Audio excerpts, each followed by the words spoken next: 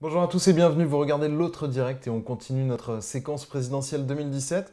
Aujourd'hui nous sommes avec Éric Lafont, bonjour. Bonjour. Alors vous êtes le représentant local de Jean Lassalle, candidat à l'élection présidentielle, un ancien élu du MoDem comme vous. Sa campagne, on a du mal à en retenir des idées. On retient plutôt une philosophie, le bon sens paysan, une certaine nostalgie de ce qu'était la France ou de ce qu'elle devrait être. Est-ce que pour vous, c'est simplement une candidature de témoignage et de faire entendre une musique légèrement différente des autres? C'est aussi pour ça qu'on est là ce matin, du coup, c'est pour essayer de partager un peu de contenu autour de ce que veut présenter Jean Lassalle. S'il y a des candidats qu'on assimile enfin, on voit bien les propositions qu'ils veulent faire. Chez Jean Lassalle, il n'y a pas ce débat, il n'y a pas ce travail-là qui a été fait. Alors, d'une part, parce que C'est contrairement une posture. effectivement aux autres, il y a moins de temps de campagne en amont. C'est-à-dire que la recherche des parrainages était importante pour réapparaître sur l'espace médiatique. Avant, il était ni sondé, ni testé, ni interviewé, etc. Il marchait. Donc il a perdu du temps par rapport aux autres, donc là maintenant il faut le rattraper.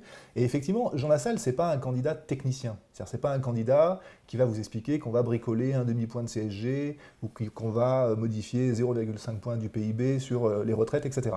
Jean Lassalle, il a envie, et ça se voit, je crois, il a un enthousiasme de, comme il le dit, de retaper la France, mais ça veut dire pas tant une nostalgie d'ailleurs, qu'apporter une réponse aux Français aujourd'hui sur qu'est-ce que c'est que la France aujourd'hui, demain, quel doit être le rôle de la France dans le monde, dans l'Europe, et comment les Français peuvent se réidentifier à un projet collectif. Et c'est autour de ça qu'il a construit sa candidature et sa démarche, en considérant qu'effectivement le personnel politique avait plutôt, et j'utilise ces mots, trahi la confiance des Français depuis de nombreuses années, en déconnectant la politique du réel. Et ce que propose Jean à travers son projet, il y a deux axes. Il y a un axe international, diplomatie, retrait des troupes militaires, politique environnementale, énergétique, très importante pour redonner un sens à la fois à l'Europe et une indépendance à la France sur ce sujet-là. Mais en quoi la France perd son identité quand elle veut intervenir sur des théâtres de guerre extérieurs? Parce qu'on ne sait pas trop ce qu'on y fait.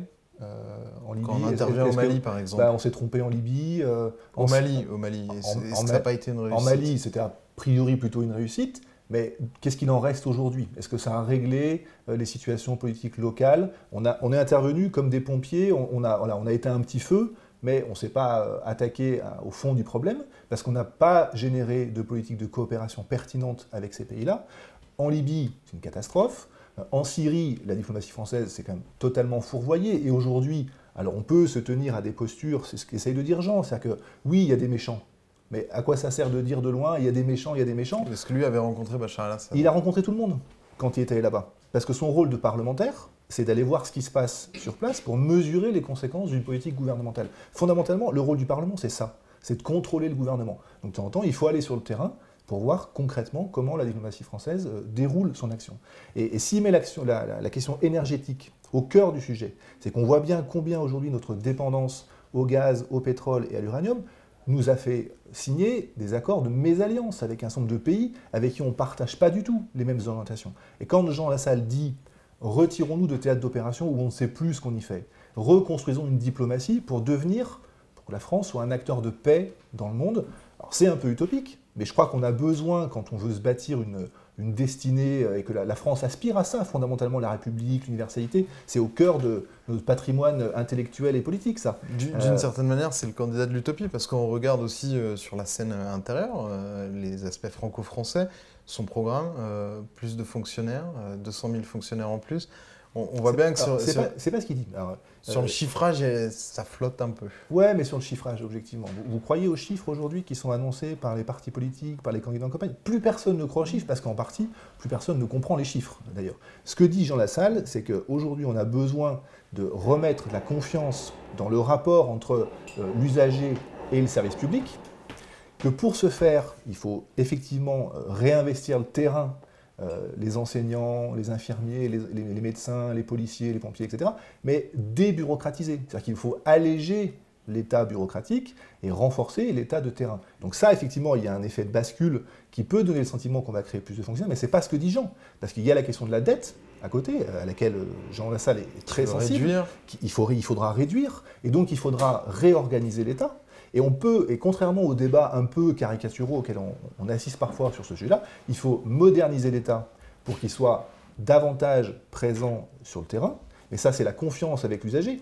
Il y a des sujets, l'emploi par exemple, aujourd'hui, la sphère administrative écrase le chercheur d'emploi sous une bureaucratie épouvantable. Faisons un peu confiance aux gens, c'est ce que dit Jean Lassalle aujourd'hui, il faut un État bienveillant, il faut une transformation économique et sociale, mais avec bienveillance. Il ne s'agit pas de désigner des adversaires, des ennemis ou des boucs émissaires. Jean Lassalle est d'une certaine manière dans un registre totalement différent, dans la continuité de ce qu'avait pu faire le MoDem, notamment en 2007.